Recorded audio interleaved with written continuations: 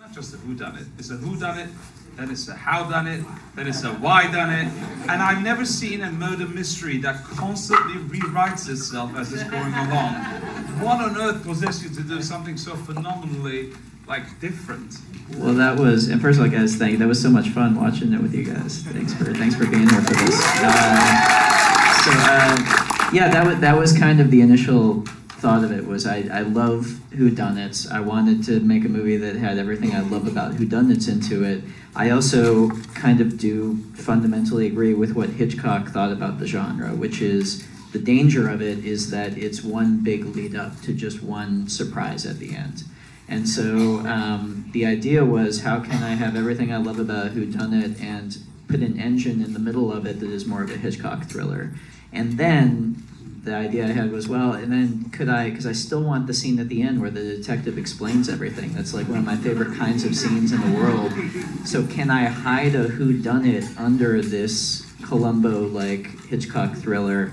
So you're watching a whodunit, and then you say, oh, okay, it's turned into a Hitchcock thing, and then at the end you realize the Hitchcock thing was a misdirection. If you go back and add it all up, it was a whodunit all along. So that was kind of the put in the driest, most boring terms possible. That was the idea behind it.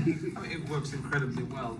Ram, you've been working with Ryan for a very long while. Can you talk a little bit about the process? Does he just come to you with a project and you go, yep, I'll do it, or... Pretty much. Absolutely. He has the idea. My job is just to help him communicate whatever he has in his head and make sure, help execute it in the best way possible. With Ryan, it's the easiest thing in the world because he pretty much has it in his head right away. And has the process evolved as, you guys started doing independent films like Brick, and then you went into a mega blockbuster like The Last Jedi? Has the process always remained the same, or has it evolved as you guys and the films have evolved? It's pretty much the same. Okay. I mean, it's honestly been the same. I think we just have more experience, but the process is really, whether it's Brick or Last Jedi or Knives Out, it's the same thing. That's amazing. And no, I know you're in almost all of Ryan's films. See, I think I'm in all of them. Yeah, I didn't want to. Yeah, I think I'm in all. See, Is there one I don't know about? It was the one that we didn't tell you about. The big hit. Yeah. No, good. So I didn't want to go. You're in all of his films, and you go, no, you're not. And then I look even worse. But does he just say, hey, we're making another film. You want to come on board? And you go, yep. Pretty much. Okay. Yeah. It's very similar, I think, to Ram's experience where.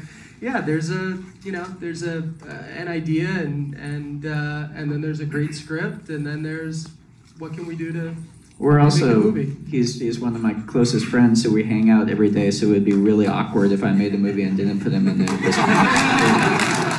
And can you talk about your character? Because I love your character in this, with the haircut and the Donkey Fanboy, and he's almost the heart of the film, and he keeps delivering these great lines. Did you guys think, oh, I'd be great for that, or was it something you read and you thought, this is what I want? I think he wrote it knowing that it was finally time for me to stop being villains and creeps for him and maybe be like a goofy dad, because that's kind of what I am now. I also wrote it thinking it was a background part. I'm like, oh, it'd be fun to have Noah Randall film in the background. And I remember we were doing ADR with Daniel Craig, and he was looking, and he looks at me and goes, Noah's in this quite a bit. With a bad Daniel Craig accent. But I would just edge into frame all the time. But, it was really fun because when you're actually trying to do your job, you're sort of stuck in the mindset of what this one person is thinking. And in the case of this guy, he sort of gets to be the audience. He gets to watch the movie as it's happening when all these other people are having to deal with all this stress and drama and dead dad and where's my money and who's gonna go to jail, and I just kind of get to be like, this is really fun. Really? Can I tell me more? Before I throw it to the audience, I gotta ask, there's a very sly social commentary in there that totally is not part of the genre, but you've somehow incorporated really beautifully. Did you set out wanting that to be a part of it, or is this something that evolved organically as you were writing it or filming it? Well, I mean, it was always in there. I mean, part of the big thing for me was, Agatha Christie, what she was doing with her books was always the kind of the musty old tropes of the Agatha Christie, Clue characters that we think of today. When she was writing, those were very present types in society. It's not like she was a political writer or was any kind of, had any kind of really heavy social message in her books, but they always did engage with the culture that she was living in. And so that was always a big thing for me, is if we're going to do a murder mystery and put it in America in 2019, let's have it do what she did at the time. Let's have it actually engage with the cultures. Let's actually create some character types that we're going to recognize from our own lives, and let's put some stuff in there that matters to where we're at right now. And it works phenomenally well. Right, I'm going to throw it up. Whoa, those hands came up quick. All right, I'm going to start with the person in red, I can't tell, right there, and then we're going to go up there, and then we'll decide later. Were there any Easter eggs to your other films that you had done in the past? You have like reference to like Brick or anything like that? Can you repeat that? I didn't actually hear it. Easter eggs. Oh, were there any Easter eggs in this film that related to any of your other films? Besides Noah, yeah, there is actually. If you keep sharp eyes open, I'm not going to tell you what they are, but there's a brick. No, you see it. It's pretty dumb. It's pretty obvious, but there's a pretty big brick reference in there somewhere. If you take a look, yeah. There's one up there. I have a question about your brilliant script. I will take that question. Can you talk about your process of writing it and figuring out what actually happened, and then figuring out how to reveal that information while making it a thrilling ride? So the question is, can you talk about the process of writing the script and figuring out what happened, and then figuring out how to reveal what happened in a thrilling fashion, like done in the film?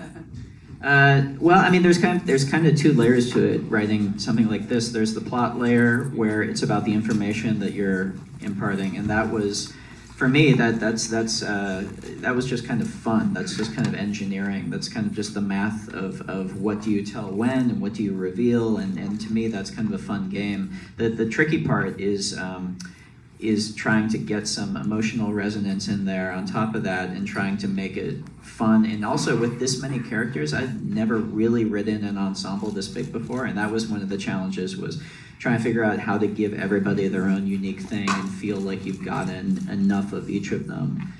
So that for me specifically with this was sort of the the big mountain to climb, I guess. Who else? Right. We will go there, and then we'll go there. So, Daniel Craig is amazing in this film.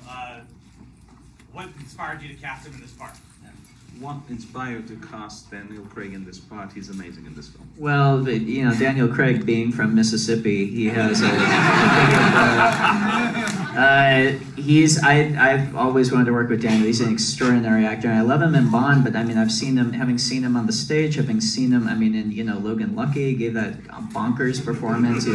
He's got so much range, and I've just kind of met him socially a couple times, and I knew he was funny. Also, that's kind of the secret thing with Daniel. He's kind of a goofball. He's kind of funny, and I also just got the sense that he was really hungry to have fun. And I think that's the big thing with this, is I wanted someone who would really chew on this role, and chew he did. Do you play Go, and did you set up that game between them? I did. I'm sorry. Do you play Go, and did you set up that game between them? I play Go badly. I love Go. Go is the one. My cinematographer, Steve Yudlin, he can always beat me at chess, and I can occasionally beat him at Go, and so I love playing it. And that game is, it is a real game. If you go through the moves, I swiped it. It's kind of a famous 9x9 game between two 9-dan masters that I got from a book. So. There, and then we'll go to the front. So how many Benoit Blanc movies and sequels do you plan on making? So the question is, how many Benoit Blanc movies and sequels do you plan on making? Let me ask you a question. How many people are you going to bring opening weekend to see this movie? No, seriously, man, we had so much fun making it. I had so much fun with Daniel. I've never thought about sequels to anything I've done, but to me, that wouldn't even be a sequel. That's just kind of making another mystery, a whole other cast of all-stars, another setting. that would be a blast. So knock on wood, we'll see what happens. But dude, I'd be into it. I mean, not like a whole other cast. Whole other cast, top to bottom, fresh, clear the decks. Be like breathing in fresh air in the morning. So good. So when I ask that question next time, I can see most of Rian Johnson's films. We'll get you in there as a voice. Right there. So, I mean, 2016 was like my worst 40th birthday because it was November 8th. And so is there any significance that the events of the evening occur on November 8th? Is there any significance that the events of the evening occur on November 8th? No. Wow, yeah, that's cool. Yeah. No, not at all. Next question. We'll go right in. I'm sorry about your birthday. I'm so sorry, but hopefully in 2020 you'll have a better birthday. So everything about this movie was amazing, but the set design in the house, and I'm sure there are a lot of things that are inside jokes and Easter eggs just within the house. Can you talk about the process and like how you envisioned that before you created all of that?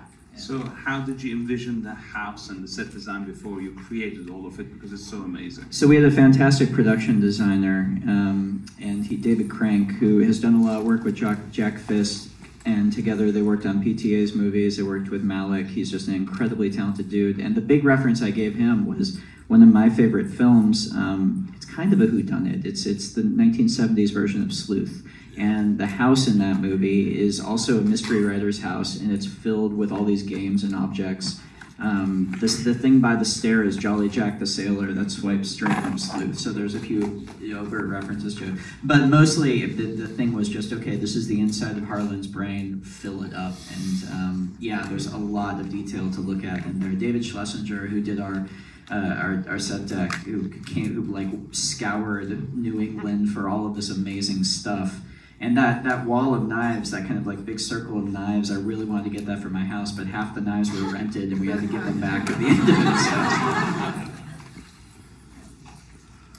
Right there. I have kind of a simple question that I feel like I haven't read any interviews or anything about the film, so I don't know if you've already addressed this, but I feel as though the main character is named after a character from a Choose Your Own Adventure novel. So the question is, the name of the main character is named after a Choose Your Own Adventure character. I think there is one that's called like Who Killed Harlow Thromby. There is a Choose Your Own Adventure. You win a car. If I can say that's Caleb Benice, who is like a fountain of movie knowledge. That's good catch. I was a big Choose Your Own Adventure freak when I was a kid, and that's the whodunit in that series. So good catch. Okay, that one there waving at me. Thank you so much for making my favorite film of the festival. I'm curious to know, in assembling your cast, if you could talk about the casting process, and when writing the script, were you developing any of the characters with specific actors in mind? So can you talk about the casting process, and when you were writing the script, were you writing any of the characters specifically for cast members you were thinking of? Just Noah, literally, actually.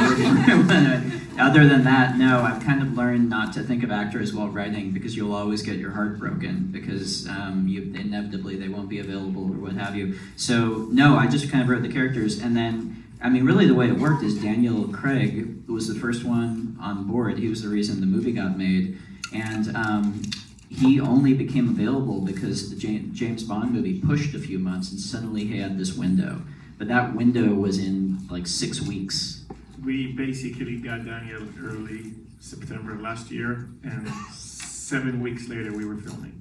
So we had to put it together really quickly. In a way, I think that helped us though, because we could go to all these amazing actors, and it wasn't like saying, yeah, we're putting this together, we're aiming for next year, what do you think? It was, no, do you want to show up in a month and do this for a few weeks and do a murder mystery? So I think that actually helped us get this absolutely incredible cast, of actors. I think we got time for one more. It's someone's really enthusiastic. As we all know, everyone in the theater, there's been some highly publicized news this week about murder mystery remakes, one in particular. that's a fan favorite of all time. Talking about Clue. If you had any advice to a director or writer who would be adapting a murder mystery, what would you give them? So if you had any advice to a writer-director adapting a murder mystery, what would you give them as advice?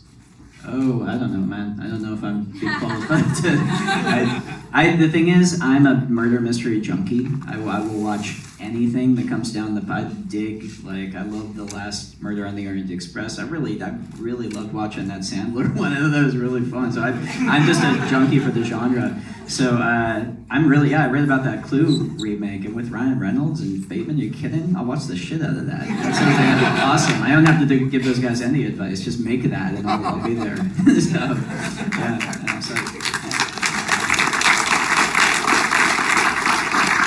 So, a huge round of applause for... Thank you guys again.